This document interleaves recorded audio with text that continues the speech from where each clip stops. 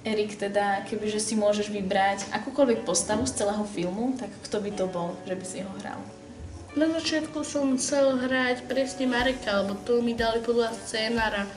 Ale teraz je pre mňa dôležité, aby som nejakú postavu hral. Samozrejme, páči sa mi tá postava, ktorú hrám.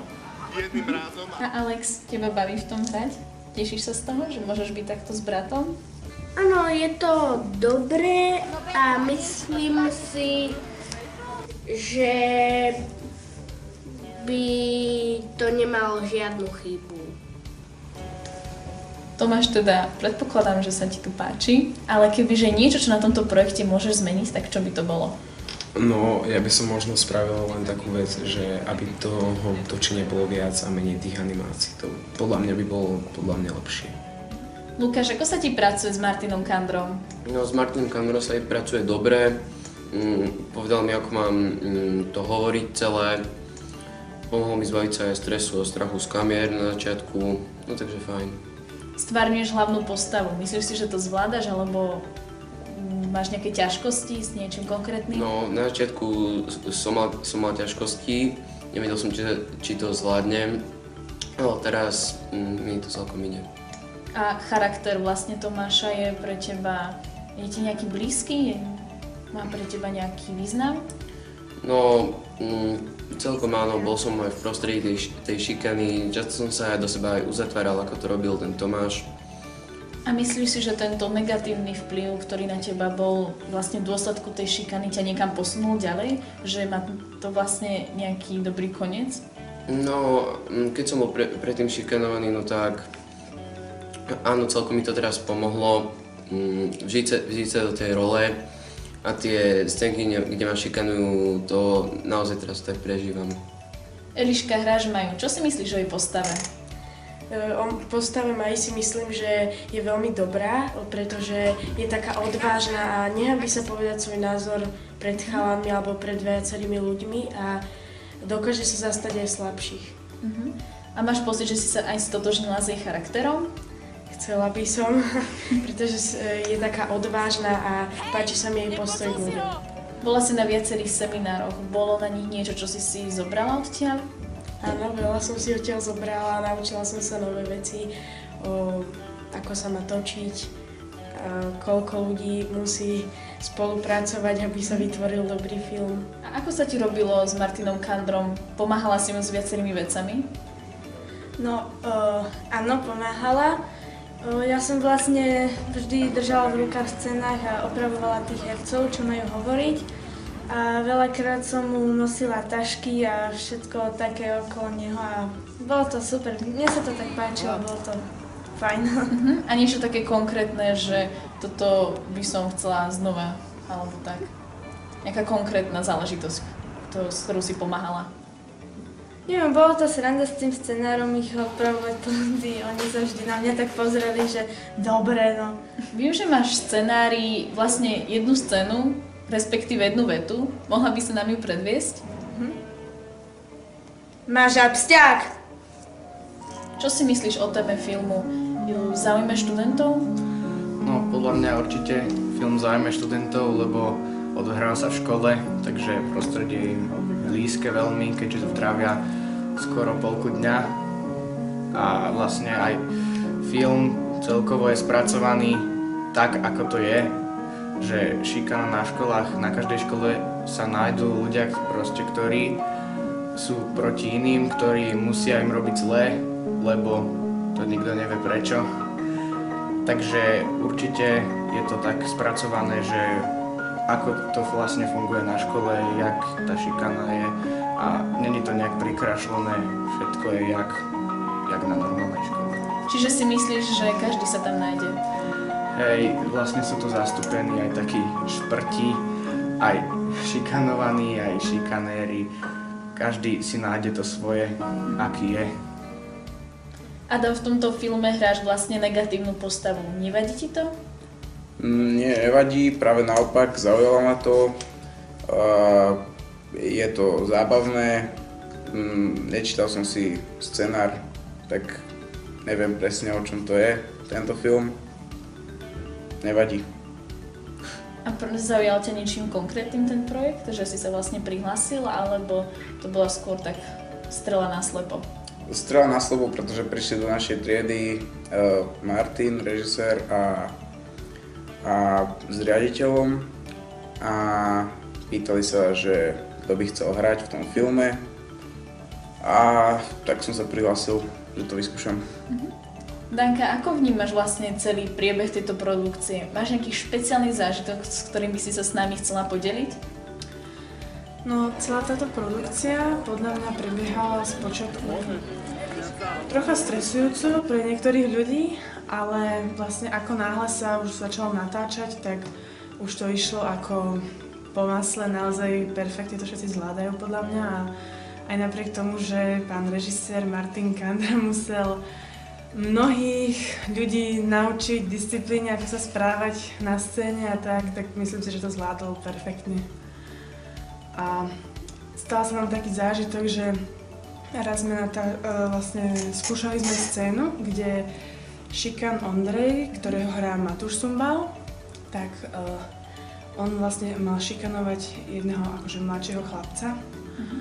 A podali taký perfektný herecký výkon, že istá okolo idúca pani nám až neverila, že to je iba skúšanie na film a vlastne aj akože pohrozila a bolo to také vtipné a možno také menšie nedorozumenie. Pomáhala si teda s viacerými vedcami Martinovi Kandrovi. Ako sa ti s ním pracovalo a máš niečo také špecifické, čo ťa bavilo, lebo robila si viacero vecí? S Martinom Kandrom sa mi pracovalo veľmi dobre. Je to skutočne milý mladý muž a jeho vlastne taký už viac americký temperament to tu aj viac oživil, aj vlastne v škole. A sem tam niektoré jeho také slovné preklepy boli tiež veľmi vtipné a všetci sme sa na tom zasmiali. A pomáhala som s viacerými vecami a veľká sranda bola, keď sme vlastne skúšali intonáciu s mladými hercami a tiež niekedy sa im to nepodarilo a znelo to veľmi vtipne, keď to za sebou opakovali viackrát, tak a vlastne to bolo akože taká sranda. Filip, a ako sa ti páčili semináre s Martinom Kandrom? Dalo ti to niečo také špeciálne, čo sa ti páčilo? Zaujalo ťa to? Ja si myslím, že mi to dalo niečo. Už dlhší čas som sa zaujímal o film a kamerovanie ma baví tiež a som veľmi rád, že mi Martin dovolil pracovať na príprave tohoto filmu, robiť vlastne film o filme. Majka, čo si myslíš o šikane na školách? Tak šikana na školách je strašná vec. Hrozné je to, že keď sa s tým musí stretnúť dieťa už v útlom veku, že ho to môže poznačiť na jeho osobnosti a že sa nebude správať tak ako ostatní, že nebude jednoducho ako ostatné deti. Takže Martin Kandra, režisér filmu, máš nejaký osobný vzťah, teda pravdepodobne, aký? No, to je taká irónia, pretože keď som bol ja na strednej škole, tak moja stará mama bola vo Vatikáne a kúpila všetkým vnúčatám na Z12 a také malé odznaky pápeža a sme to museli nosiť pripnuté vlastne na našej mikine. A vlastne po Vianociach, keď som raz prišiel do školy, tak vlastne si ma tam tí spolužiaci všimli, tak odvtedy ma začali volať, že farárik, pápež, ministrant a vlastne tak som začal byť šikanovaný ja. A vlastne sranda je, že vlastne práve ten jeden taký šikan na našej škole sa ma zastal a vlastne vtedy to prestalo, aj tým, že som začal vlastne tancovať hip-hop, že som vlastne ostrihal vlasy, dal ten odznak dole a takto, že som to musel trošku pomeniť. Ale vlastne tým, že on šikanoval tých, čo šikanovali mňa, tak oni mali k nemu nejaký ten odstup alebo rešpekt a vlastne tak to pre mňa skončilo. Čiže ja som to musel zmeniť sám, ale pomohol mi vlastne aj ten šikan. Preto mňa zaujíma niekedy, že prečo to ten šikan robí, keď šikanuje tých mladších, že tam vždy niečo za tým je a vlastne vždy rozoberám i tú jednu stránku, i tú druhú, že to záporné nie je vždy tak, ako sa vidí, že vlastne tam musí nejaký dôvod byť.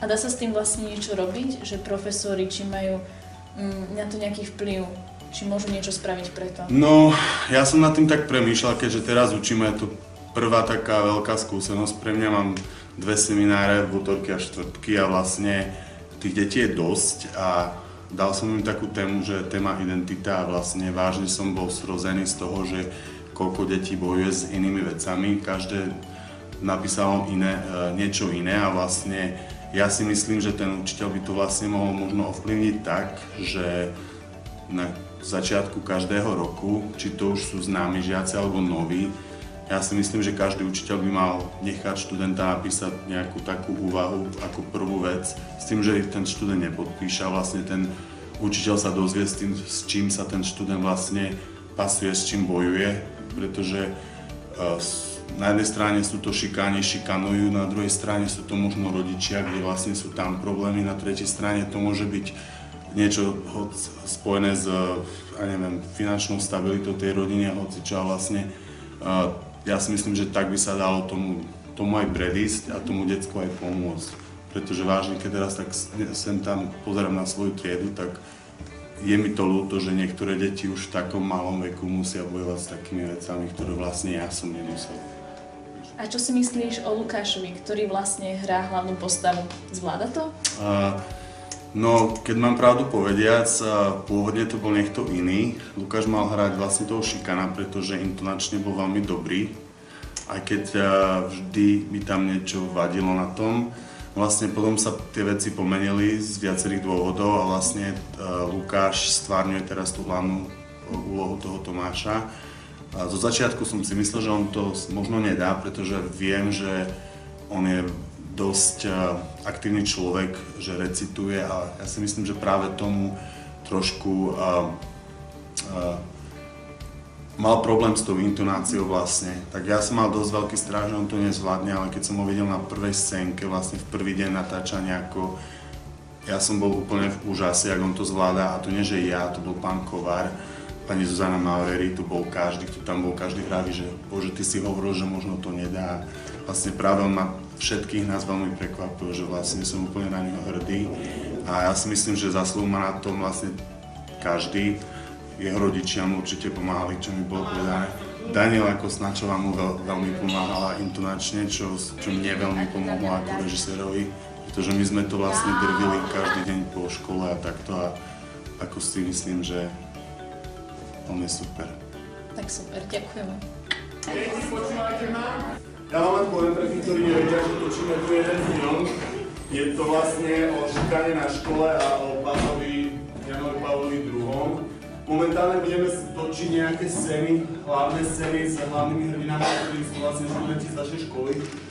Jedna sa bude odohrávať priamo tu a jedna vzadu tam. Čiže ja budem potrebovať kompars. Viete, čo to znamená, že? Vlastne, aby ste robili svoju činnosť, ako keď idete do školy a cez prestávku vlastne budete vonku, budete sa hrať, s tým, že platia 3 pravidlá. My keď dáme klapku a herci budú hovoriť svoje dialógy a vlastne akcie jedno s druhým, vy budete potichy predstierať, že vlastne rozprávate, čiže pôjdete asi tak. Budete skákať, hej? Proste budete si robiť čokoľvek, len nebudete robiť krik, že by sme mohli počuť na mikrofón vlastne rozhovory hlavných hrdinov. Ďalšie pravidlo, nepozerať do kamery, vôbec žiadnych okolností. Až kamera príde na vás a budete pozerať takto, tu je aj kamera a tu pozeráš. Čiže dajme tomu, že ty si moja kamera, pozeráš na mňa, teda ja som tvoja kamera, ty pozeráš do kamery, nepozeráte mi do očí, pozeráte na tabulu. Tým pádom to vyzerá ako klam, ale vlastne nepozeráte do tej kamery. Rozumeno? To sú 2 pravidlá a tretie, keď začne niekto rozprávať, keď začne režisér v produkcii aj, že ja som režisér, alebo niekto z produkcie rozprávať, musíte byť ticho a počúvať pokyny, pretože je nás veľa, my máme veľa, máme to všetko rozplánované presne na čas, ako to všetko tak uvidíte podľa tých klasikov. A každé meškanie nás stojí veľa peniazy, čiže potrebujeme, aby ste mali úplne veľkú disciplínu a aby ste počúvali na slovo, keď rozprávam ja alebo produkcia.